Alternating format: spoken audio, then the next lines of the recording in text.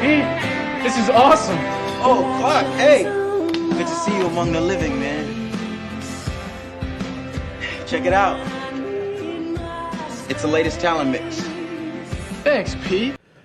Good to see you all among the living. Hello, everyone, and welcome to the Talon Mix, the number one Smallville podcast for anyone who has never heard a single or watched a single episode of Smallville. I'm Brian. Here, as always, with my pal Zach. Zach, what's up? Oh, not much. What's up with you? I not too much, but I'm doing a new thing on the Discord, which you can join for yourself. Join in on the silly conversations we have over there by going to talonmix.show in the little link bar up top. There is a link to our Discord channel. You can also find it here on Twitch. I can throw that in the chat right now, but that's not going to do you much good as a podcast. But I officially am going to start tagging people for have seen the television show Smallville and have not seen the television show Smallville. If you've seen even a single episode of the television show Smallville, and I think separate channels for both that either can... I believe there will be a channel that only people who have seen Smallville can access, and a channel that only people who have not seen Smallville can access. Which, Zach, I'm going to throw this out there. We have both seen Smallville, which by the rules of this Discord, by the rules that I have just set down, means we cannot see that channel. As admin of the Discord, I have access to it, but I will swear that I will not look at it.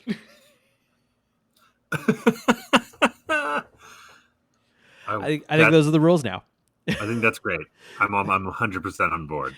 Grandpappy Crowdad in the chat says, so an empty channel and a full one.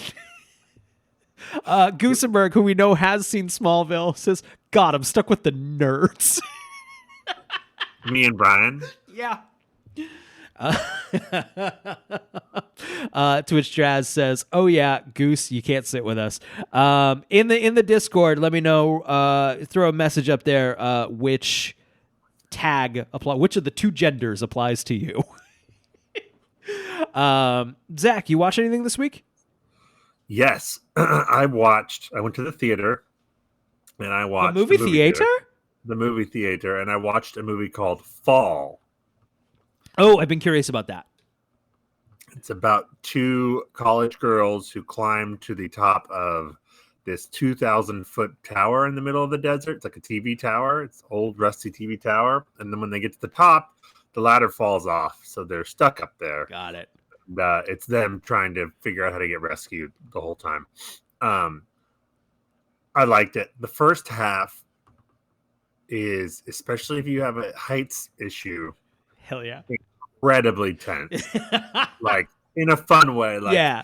Like sliding down in your chair, covering your eyes. Once they're stuck up there for a while, it kind of spins its wheels a little bit. Sure. I love a high concept, though. I love a simple high concept totally. Fucking thing. Yes, absolutely. It was. I would recommend it. I don't know how to play at home with the height stuff because sure, in the theater it was very effective, but I don't know. Right. It depends on how big your TV is or something. Yeah, that's fair. I don't super have a heights thing. I don't love ladders. Is the thing. Oh, well, and there's a big fucking ladder in this one. Man, no thanks. No thanks. Did you see anything else? I think that was it last week. Yeah, I think that's it. I'm trying to think. I don't think I watched anything like new. I rewatched Return of the Living Dead. But I talked about that. I talked about some stuff that's going to be in next week. Yeah, shit. I didn't really watch much of any. I'm still watching a lot of like Last Drive-In on Shudder. You're refusing to watch Return of the Living Dead 2. Is it supposed to be bad? It's not very good. That's my understanding. Part 2. Let's see.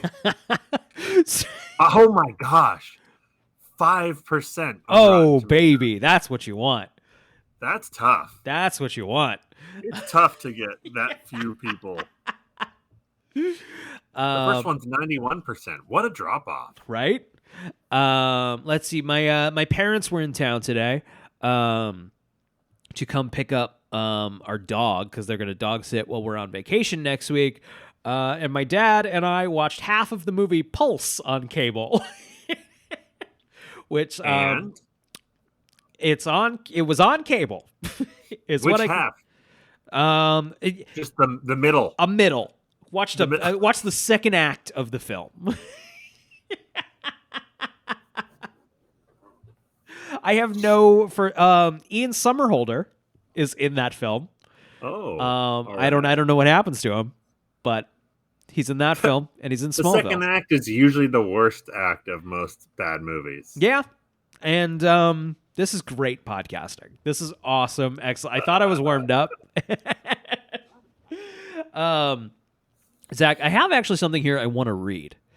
I found this shortly before. It's going to tie into our episode, but I found this on the website fanfiction.net. Zach, did you read much fan? You don't strike me as somebody who read a lot of fan fiction. I don't believe I've read any fan fiction. Okay. Ever. I mean, unless you count like Star Wars novels, but those are official. Right. Those are official. Right. I mean, they are technically fan fiction, but they got paid to write them, basically, right? Okay. So this piece on fanfiction.net, this is chapter 1 of Kent and Toretto. Ahem. Mia Toretto drove fast. Faster than most women. Hell, faster than most drivers, period. And she was good at it. If she'd wanted, she could have joined a pro racing circuit.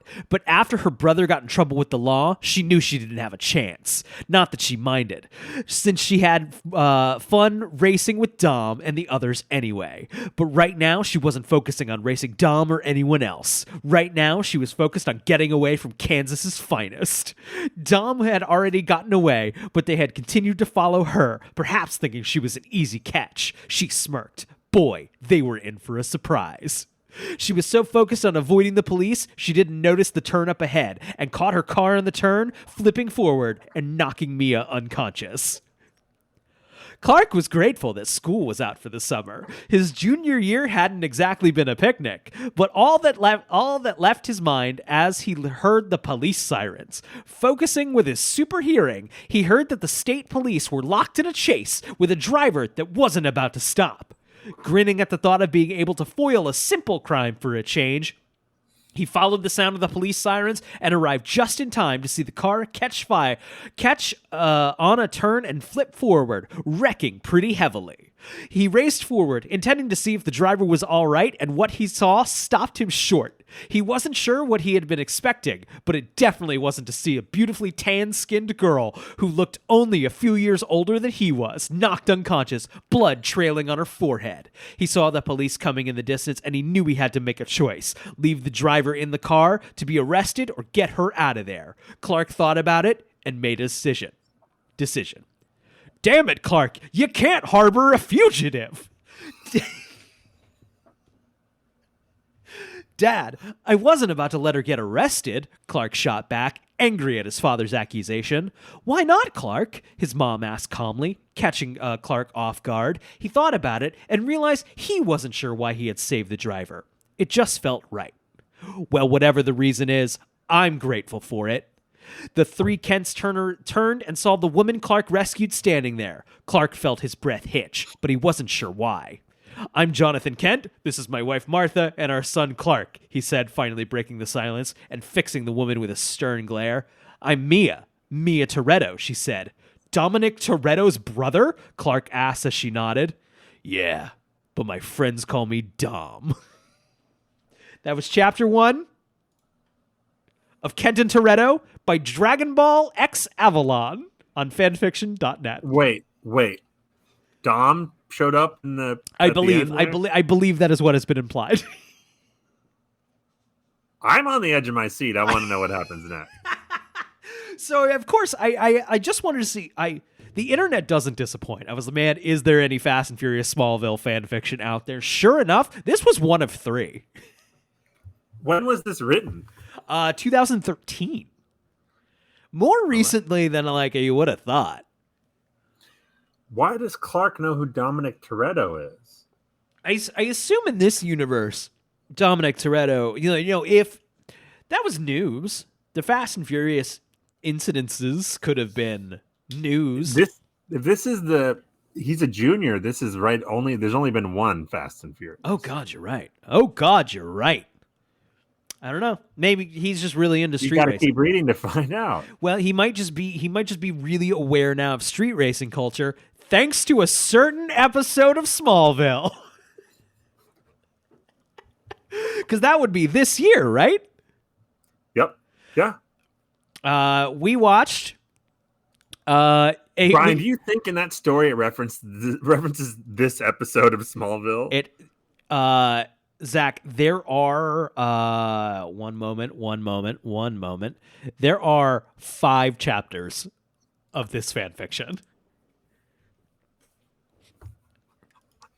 And we have to find out, right?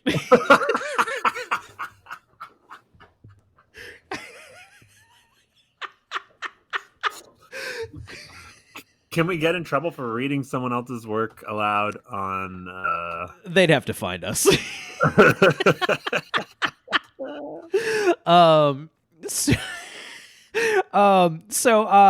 We've talked before about, and we will talk again, about how Smallville frequently just sort of does movie episodes of like, it's this movie, but it's an episode of Smallville. This is the Fast and Furious episode of Smallville. Yeah, and last week we had the Final Destination episode. Right. This episode is ridiculous? Is it fully ridiculous or just very silly? It is both ridiculous and silly, but somehow less silly than the actual Fast and Furious movies. Frequently, yes. Yes. No one Tokyo Drifts, because Tokyo Drift hasn't come out yet. They took this silly concept, like let's do Fast and the Furious, but in Smallville, Kansas. And like they don't even go to Metropolis in this one, Brian. It's in Smallville.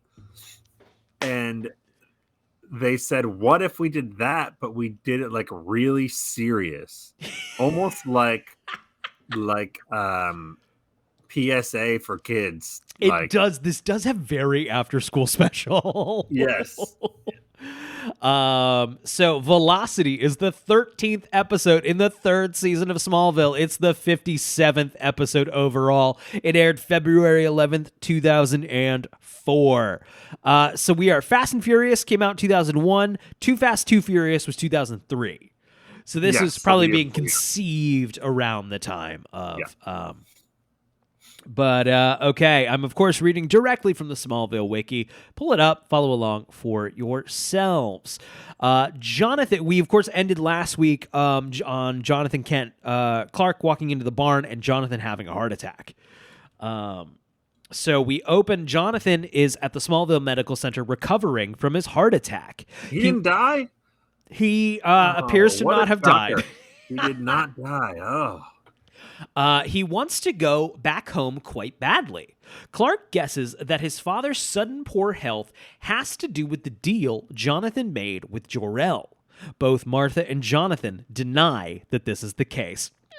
It is, though. Absolutely It do be like that, though.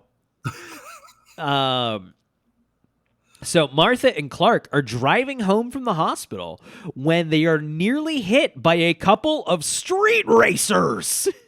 Mia Toretto. Nope, it's the next best thing. Clark super speeds after them and discovers that one of them is Pete Ross.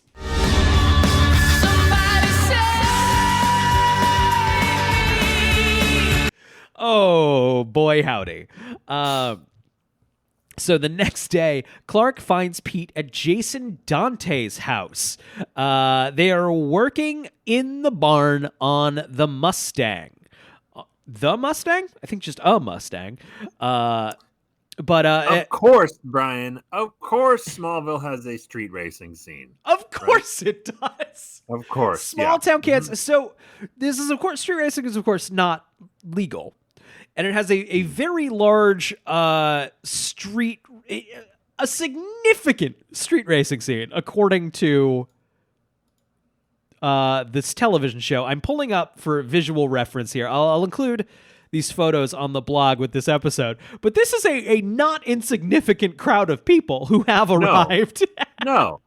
And it would be one thing if this was like they were traveling because it was illegal. They didn't want to do the same place every time. So one time they were in Smallville, but that is not the case. Right. Pete has been doing this for, it seems, several months. That is, in fact, what he says. Which, to be fair, that maybe explains why he's only had a line or two in every episode. Exactly. He just goes off into street racing. Yeah. So Clark goes to kind of find their sort of like hideout here. Zach, are you familiar with the Disney Channel original film Luck of the Irish? No. The boy here, the bad street racer boy here, played a boy of Irish heritage, or he discovers that his mom is a leprechaun and he's very lucky, and he uses his luck to be good at basketball. Great. Yeah, and, perfect. And then leprechauns steal his luck and he's not good at basketball anymore.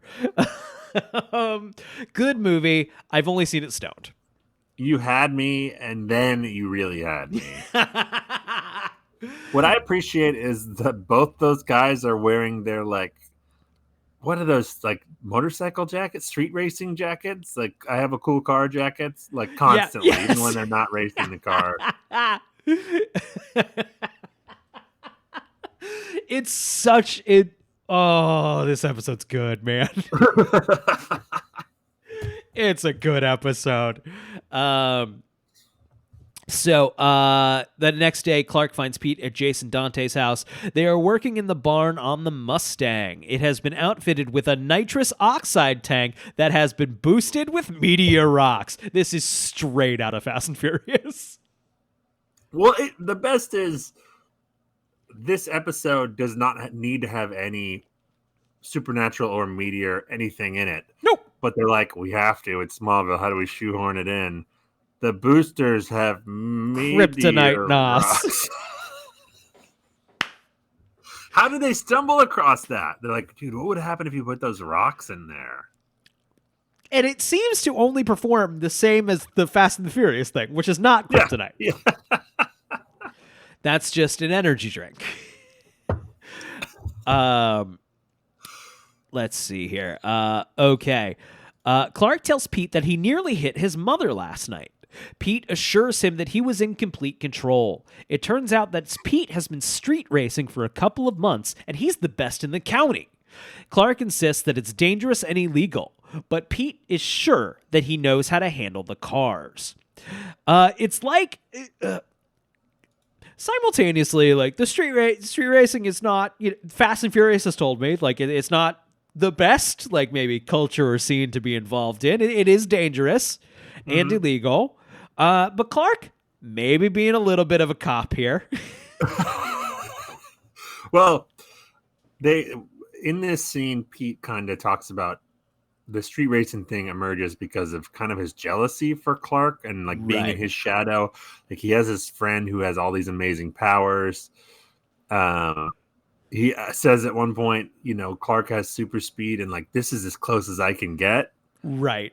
Like Clark should just be like, Pete, hop on my shoulders, baby. I'll take you for a little ride. You can get to the same speed as me. Hang on. Boom, problem solved. Let's go, baby. And then Clark's like, you have plenty of talents, besides this, you have a great jump shot. And I've seen Pete play basketball in a couple episodes. He did not have a great jump shot. I'll just tell you right now. And then he does, he kind of rattles Clark with, though, of like, yeah, I'm okay at basketball, but like against you when you're not using your fucking superpowers. Right. Yeah. Yeah. There's some good tension here, friend tension. For a ridiculous episode, it is the core here of the conflict is okay. Yeah. I need to tell a quick story, Brian. Yeah. Because this episode, these people with these cool cars. I'm not a car guy. Let me just disclaimer. Are you a car guy? No. I am absolutely not a car guy. Actually, it makes me mad when people are car guys. I'm sorry. I know. I once dated someone for quite a while who was a car person, a car woman. Super into that stuff. And she had a vehicle, much like the vehicles in this episode, which was lowered so that it was about a centimeter off. The bumper's a centimeter off the ground. Okay. Right? Like,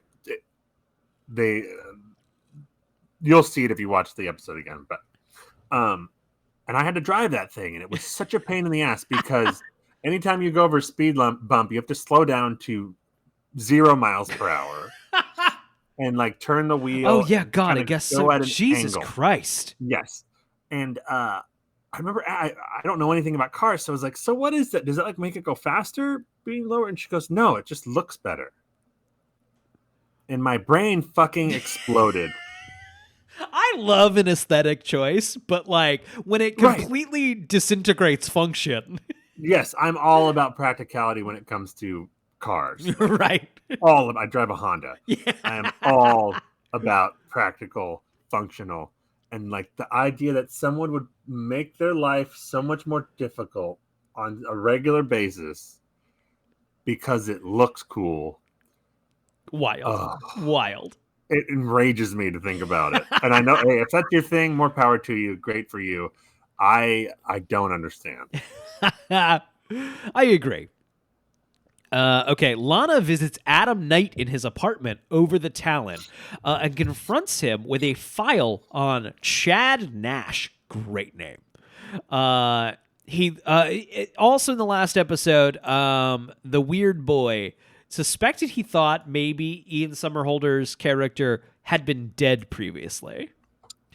Man, we're really just speeding through this storyline because his episodes are I don't know.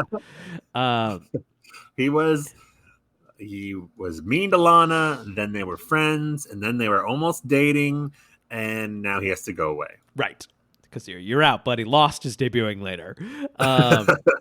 So confronts him with a file on Chad Nash. He looks just like Adam and has all the same hobbies: karate, computer, and piano. You know, that computer hobby. It was a generic hobby for a while. Yeah, you're right.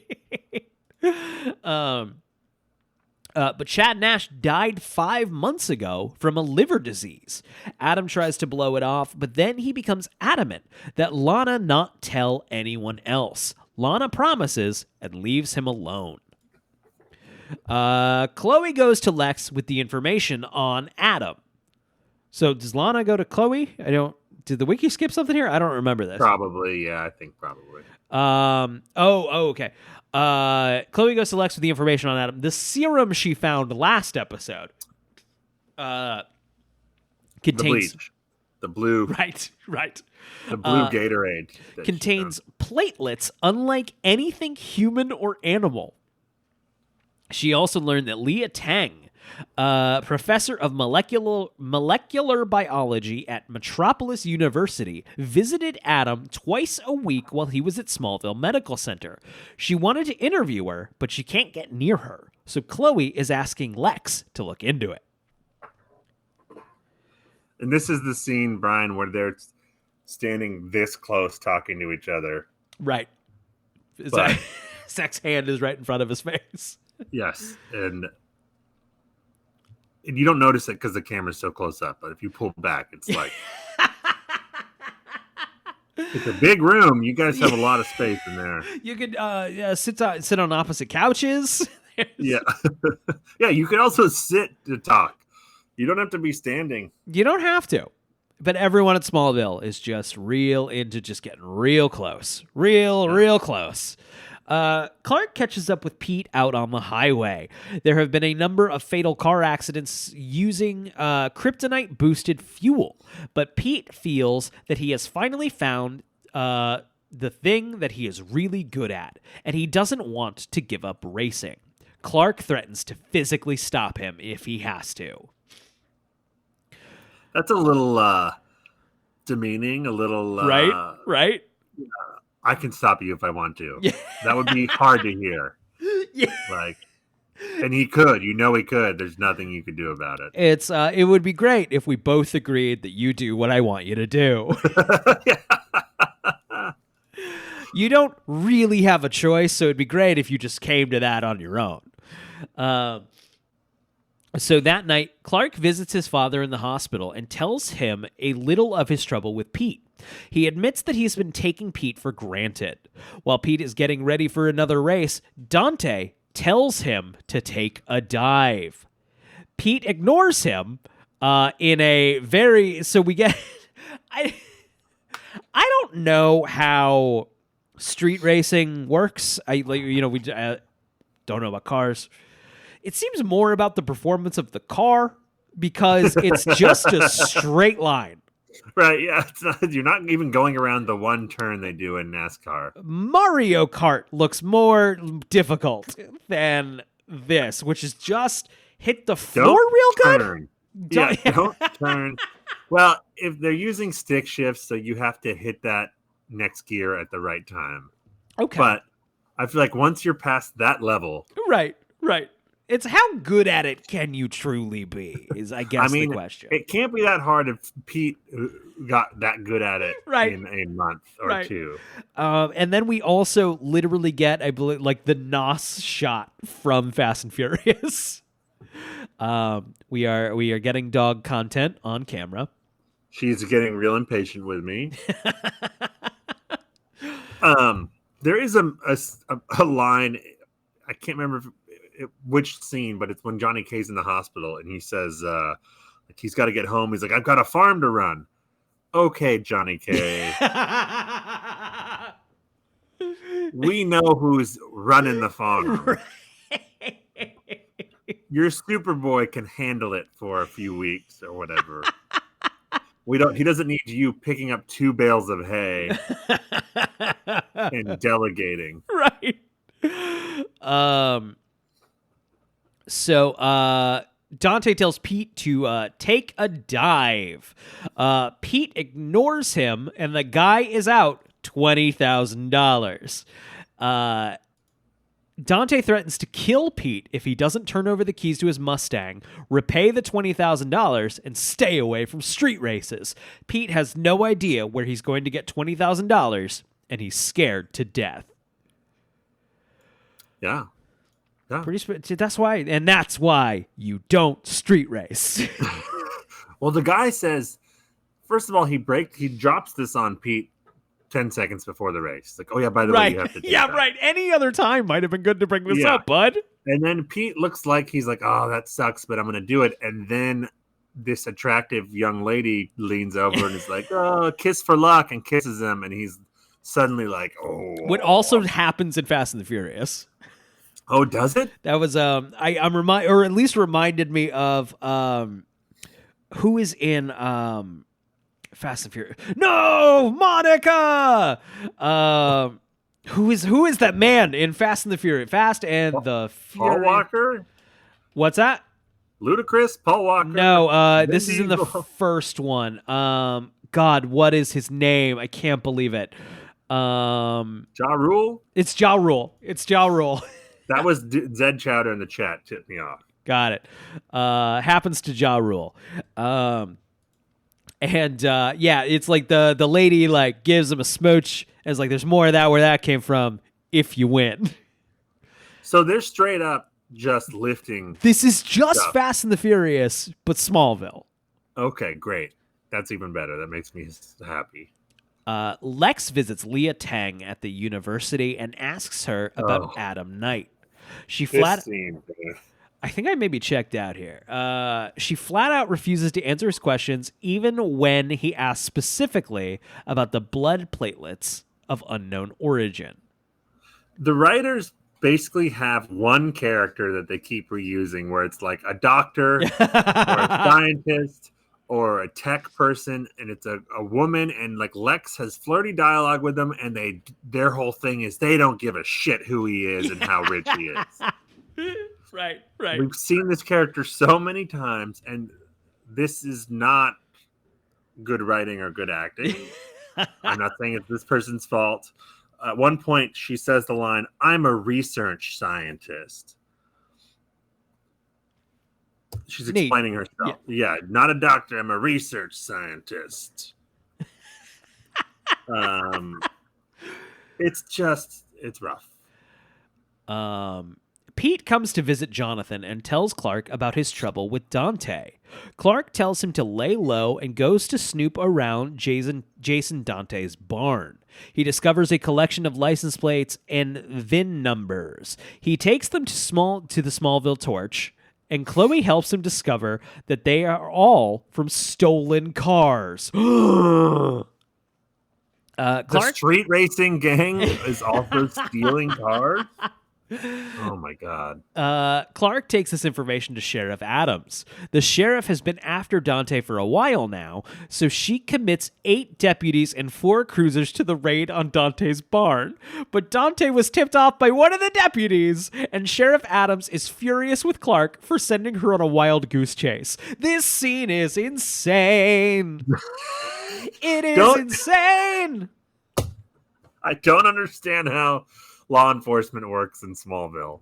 I don't understand. Don't you need like a warrant and like a judge to approve this? As far as I know, you need a phone call from a 16-year-old. Hey, there's a bunch of stolen cars in that barn. Get everybody on it. And then the sheriff shows up at the 16-year-old's house after and is like, "Oh, I'm mad at you. You made me look stupid, 16-year-old." Who I trusted implicitly, despite having a fractured relationship with a little bit over multiple episodes. Being very suspicious of for the entire run of this show. Grandpappy Crawdad says, I mean, isn't that what swatting is? Which, yeah, I mean, I guess so.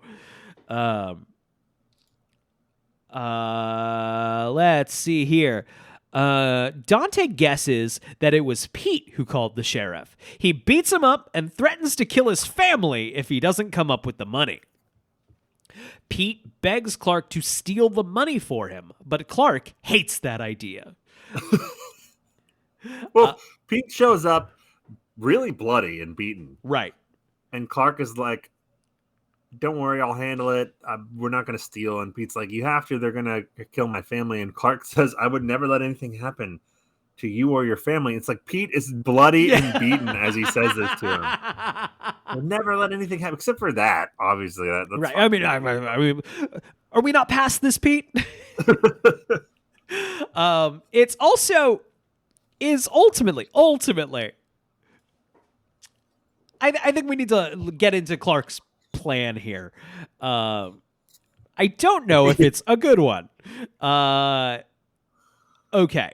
So Clark goes to ask Lex for the money. Lex warns Clark that if he pays off thugs once, they will be back for more. Lex kind of gets a little stern here. He's not just going to give him the money. Lex isn't fixing this problem, which I think is interesting. It's a good scene, and Lex basically says no, and then Clark like pleads with him, and then Lex is just like, "Be careful. Good luck. Yeah, I'm not helping you," which is really, really interesting. Yeah. So Clark steals his Porsche. Wait, because he looks down and the keys are on the counter or whatever. Clark has the ability to steal anything he wants. Yes. Right. He could steal money from a bank. Yep. He could steal a car from a car dealership. Yep. He could steal for anything, and he could return it later. Yep. And no one would know he did it. Yep. But he steals his friend's Porsche. Yep. Great. That certainly could be like found and like traced back to him in some capacity. Mm-hmm. Is this ultimately better than the original plan of like just jacking an ATM? No, I would steal from a bank. They're insured. Right. It's essentially victimless. The Talon Mix's official stance is that robbing a bank is victimless. Well, the insurance company is the victim. Right. Boo. Boo. Right.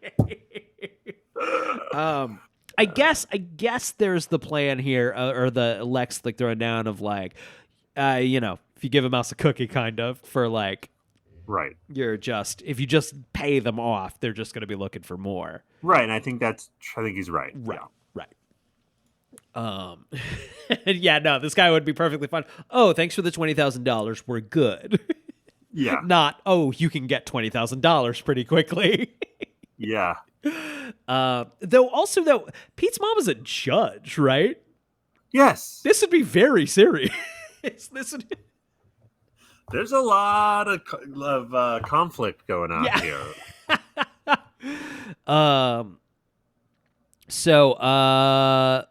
It is Lex's Porsche is worth a lot more than $20,000, but it's not as fast as just Jason Dante's race cars.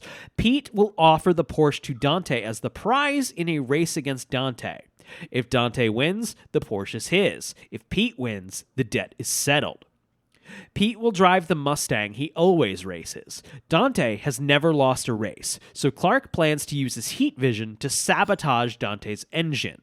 Pete is excited about the plan, but Clark is angry about lying, stealing, and cheating to get Pete out of trouble. There's some good stuff here. It's also some good, interesting, like Superman stuff. Yes, I actually thought that was pretty good. That scene, the performance, everything, where Clark says, I'm glad you're happy. Right. Like, I had to do all this sketchy shit for you. Right. And it does present good Superman moral dilemmas.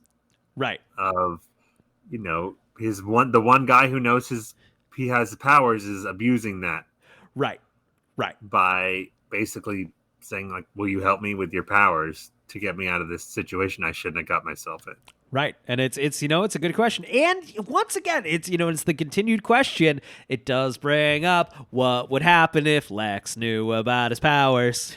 Lex doesn't need his help, Brian. He's got billions of dollars. I don't think it would be the same as like help, but I think there would be like, Clark, my friend, look at how we could benefit from this thing. There is a line later in the episode that does seem to hint at what you're saying right now, which I will point out later. Great. And yes. So later, they meet Jason Dante in his barn. He accepts the challenge. While Pete drives the Porsche down to the starting line, Clark overhears Dante talking about a bomb in Pete's car that is rigged to go off when he hits 100 miles an hour. Which, what? What? Is that the most effective, like, to do a speed bomb? I don't understand the tension here with before the bomb. They're like, oh, he's the best. I can't beat him, but if you use your heat vision, he already beat him once in a race. Didn't he? No, he didn't race him. He's kind of Jason Dante's like guy, I think. Are you sure he didn't race Jason Dante? I'm sure of nothing. I have an additional, I think possibly more pressing question. Hey, what does killing Pete do? Right, you don't get 20. That's true. I guess maybe in theory you get the Porsche, but like Clark's not gonna. Oh yeah, you get the Porsche, yeah, and it's revenge. But like, I guess it's revenge, but what? Yeah, you're really crossing the line from like street racing and car theft to murder by explosion. I think the penalty for that crime is probably significantly more. Especially when it's the son of a judge. Yeah. This is not a good plan. This plan is bad. No, Clark's plan was bad. This dude's plan is bad. This episode is bad.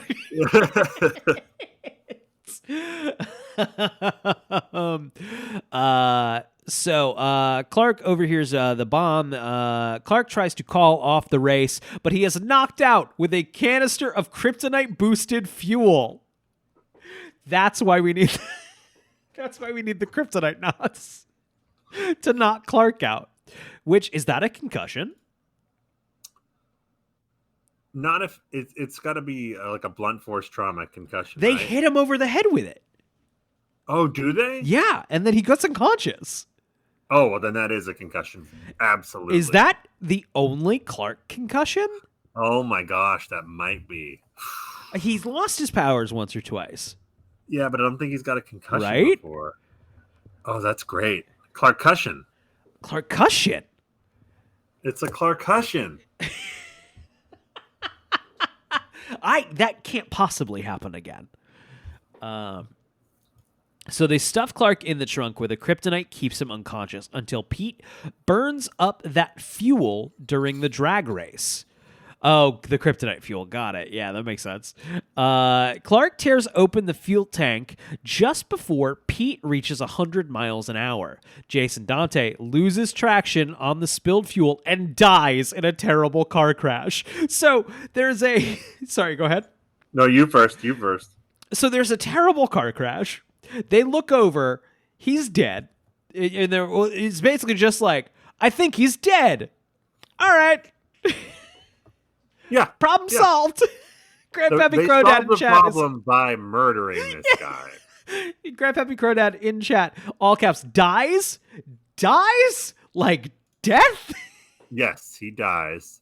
That's the after-school special portion of this. Clark is like Clark killed a dude. But I don't understand how it happened. The fuel came out and he skidded on it because it was slick and crashed, which might make sense if every time they raced, the road wasn't already covered in water from the rain in Vancouver. Right. Like, these are all wet streets in every scene that they're racing. Jesus Christ.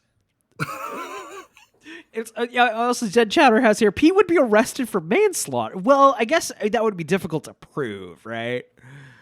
But this isn't serious guilt that would be on your conscience, no? Seriously. I mean, I get it. He was a shitty dude, but like, Jesus Christ. I guess he did threaten to kill the Rosses. Yeah, that's true. No He one's did try saying to he's a blow good him up. guy. No. So, what else we got here? Yeah, it's just, he dies. Scene cuts. Leah Tang arrives at the mansion. She is furious with Lex. The university has threatened to revoke her tenure. Her funding has been revoked. Lex informed them that she was conducting illicit drug trials without permissions from the FDA. He imagines aloud that federal charges could be brought against her at any time unless she agrees to work for him. He will double her budget if she will tell him everything she knows. Just another scientist just here for her. Lex is really spinning his wheels on this Clark mystery thing. Adam Knight wakes up from a nap in pain, sweaty, bleeding from his eye with lesions on his skin. He stumbled into the kitchen counter, grabs a needle, and injects himself in the abdomen. There's a knock on the door, and when he opens it, he looks fine. Lana says that she has kept her promise, but she wants an explanation.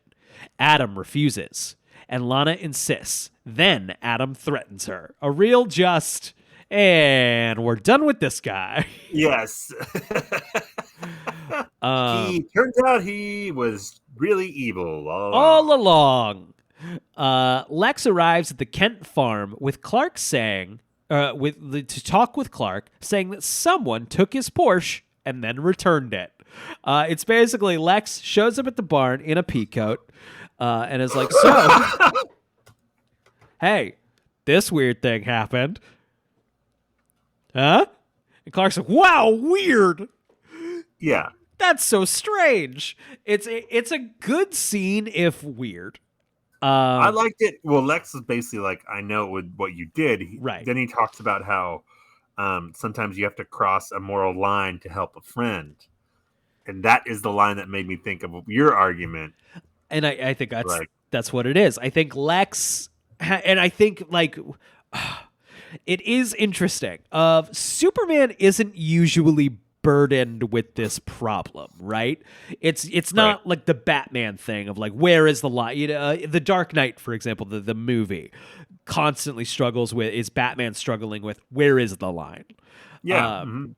That's not usually a Superman problem. Superman is like kind of, I've seen it described as Superman's superpower is that he always does the right thing.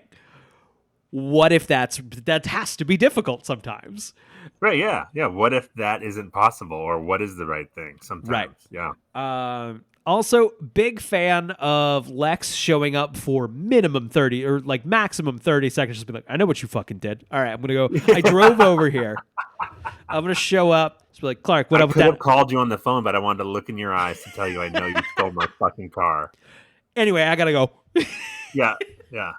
Do I'm not going to get you in trouble. I'm not going to get you in trouble, but I know what you did. What is Clark and Lex's like actual friendship like? Do they like play Xbox? I was going to say, because it's a TV show, so you need Right. conflict. So we Right. never see what it's like when there's not conflict between them. We never see them just hanging out. Right. What do they do? They play pool. And Lex talks about Alexander the Great?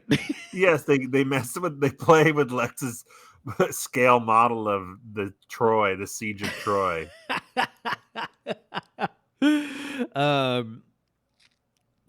So Jonathan arrives home from the hospital and tells Clark that he did talk with Jor-El. And he thinks that is why his heart gave out, but he doesn't regret his decision. Jonathan expresses confidence in Clark's ability to make the right choices when the time comes. I think this also like ties in interestingly thematically in this mess of an episode, but like Jonathan also saying like, yeah, that sucked and I'm paying a price for it, but it ultimately was the right thing to do and I don't regret doing that. Yeah, I thought that was a great Johnny K scene. Yes. Great. Which he hasn't had as many as I've talked about this before, but like I loved Johnny K watching it for the first time. And I won't say like I don't like Johnny K this time. It's more I don't know quite where all of that affection was. Does that make sense? Yeah, totally. But this scene is exactly what. Yes. This is like, because what does he say to him? He's basically saying, Clark, you're gonna have to, because of your powers, you're gonna have to make some really tough decisions. Right. Like that affect a lot of people. Yeah. Someday. And it's gonna suck. And it's gonna suck. It frequently sucks. Clark is shooting hoops when Pete drives up. Pete apologizes for what happened, and he promises that nothing like that will ever happen again. But Clark is not ready to forgive and forget. I think that's a good scene too. Great scene.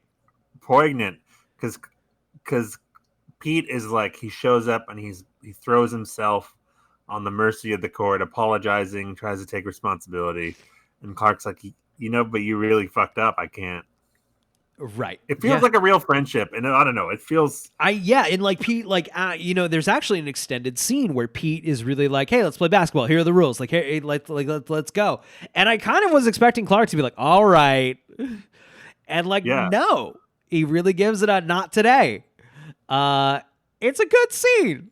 It's heartbreaking, yeah, and it's good, and they actually get some mileage out of Pete for once. So. Yeah, and never will again, I believe. Zed Chowder brings up a good question here. That one that I would actually like to unpack here is Tom Welling a good actor? He has no facial expressions. Like anytime we have a guest on this show, Tom Welling is usually an easy target. It's usually the first thing people comment on. Like, wow, Tom Welling's not good. I don't know if I agree with that.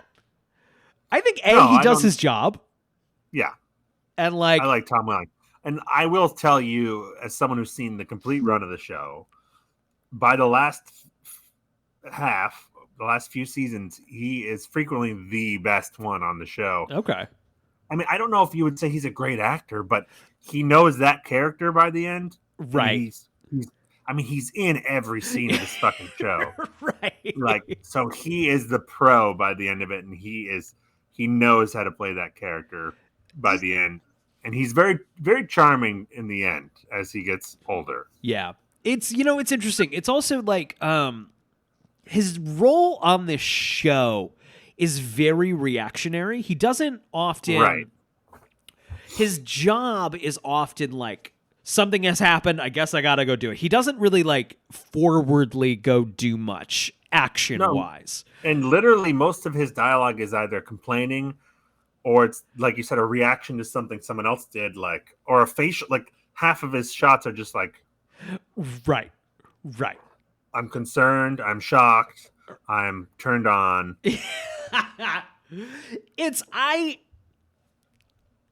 I don't think many people could. I think it's necessary for the part. I think it's what this role in this show is.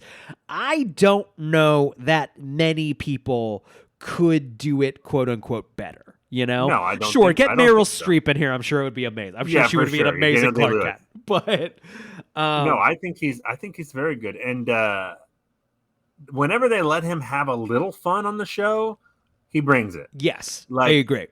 Like when he's Red K. Clark, it's always Yeah. a hoot in an intentional way. Agreed. Honestly, and some other as the show goes on, when they really lean into the goofy in the later years, he gets to have a lot more fun, and it's good. I guess we just outed ourselves as two people who like Smallville. Yeah, I like the show and the main character of the show. I mean, he is the Superman that I have the most attachment to by far. Yeah. Christopher Reeve obviously is great, and is probably the greatest Superman. Christopher Reeve, it's like he just kind of is Superman. Yes, yeah, They found him. but in terms of an emotional connection, like Smallville's my into the Superman world for sure. I agree. Let's see. We got some music in this episode. Man, it's funny. We zoomed past that one. I guess we didn't really have. It was a pretty competent episode. It was there very all wasn't a the lot silly to stuff make kind of fun of. speaks for itself. Yeah. Yeah, exactly. I kind of thought like, oh man, we're gonna be talking about this forever, but it's just kind of like, yeah, that is silly. Yeah. The concept is silly, but the drama is surprisingly serious. Yeah. So, there is a needle drop at the end there that is a weird cover of the Oasis classic. It is Go ahead, Ryan. Ryan Adams' Wonderwall.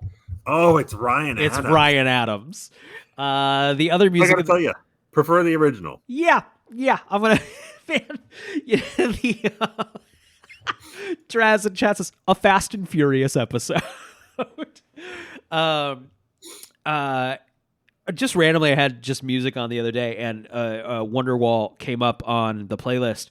And, it's one of those, like, cliche, anyway, here's Wonderwall. It's the overplayed song of all time. But, like, when you haven't heard it in a while, it's like, fuck, that's a good fucking song. Oh, man. It was everywhere for a reason, man. Yep. That was a great song. Other music in this episode is by a band called Showcore, Evolution. Not Evolution, Evolution. Yes. Mm-hmm. Evolution. Fix Up, Look Sharp by Dizzy Rascal. I've heard that song before. It doesn't sound familiar to me. It appears in the film Paranorman. Okay, I've seen that movie, but I don't remember it. The Way I Am by Nocturnal, but it's KNOC dash turn apostrophe AL. Nocturnal. Yes. Knock and turn, Al. That's so weird. By SAQ, SAQ. Rock, man, this music's all over the place. Rock Fist, but RAWK Fist by 1,000 Foot Crutch. Crutch is spelled with a K as well. It sure was 2004. A lot of Ks. I don't like it when there's too many Ks in a row. Yeah, right? And then, of course, Wonderwall by Ryan Adams. Velocity is the rapidity of a motion or operation. Let's see. Lionel Luthor does not appear in this episode, which means it is a thumbs down. Automatic thumbs down. Automatic thumbs down. Disqualified. Do we have to agree right now? I guess we might have to. An episode has to be automatically disqualified from Best of the Year if there's no Lionel in it, right? I mean, I don't know automatic, but I can't see one winning. I guess that's fair. I can't see one. I mean, we're gonna get to a point where there's seasons with no Lionel. Oh wow! So... And I guess we just skip them and we don't watch them. Grandpappy Crodad says that's Christian rock. I wonder if that's Rock Fist by 1,000 Foot Crutch. Man, Smallville's dipping into Christian rock. Okay, The 2000s had a lot of like vaguely Christian rock, but that still got mainstream rock radio play. Your Creeds, I think Reliant K was a popular band when I was in high school. That it was kind of stuff like it wasn't like outwardly in the lyrics, but like the band was all Christian, but they all were all gonna get hand jobs behind the tilted wheel at whatever carnival they were fucking playing at, you know.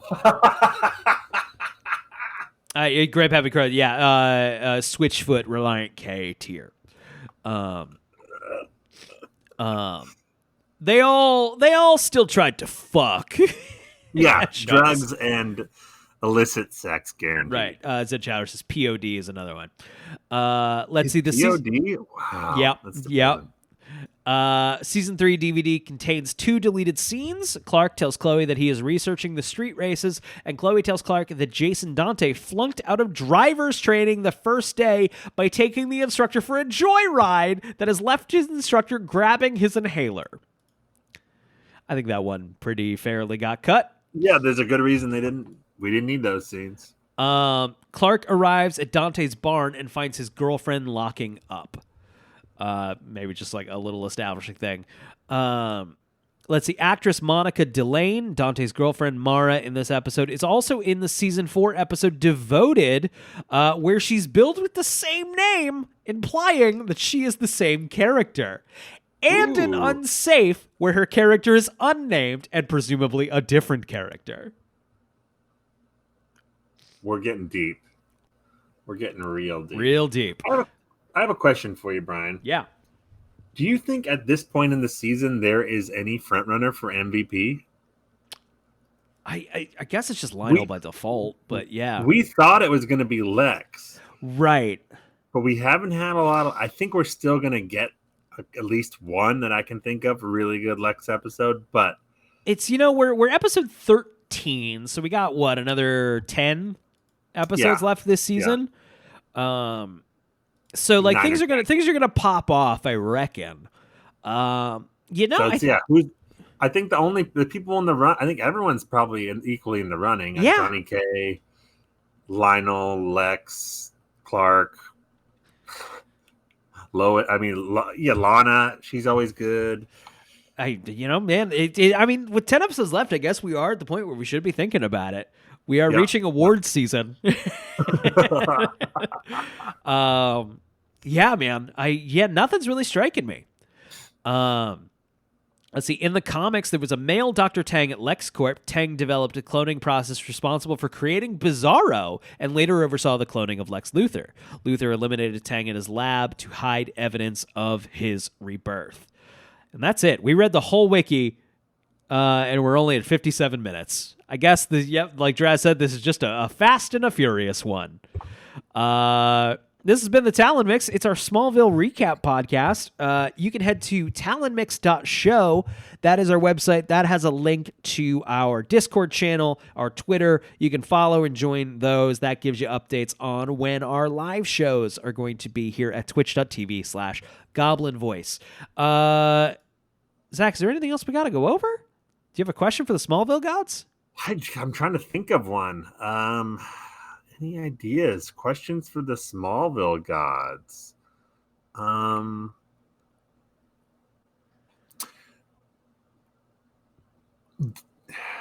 trying to think of a question about the kid who died in the car crash. Is there a question we can ask them? Is he in hell? Yes. Is Chad what's his face in hell? Good night, everybody.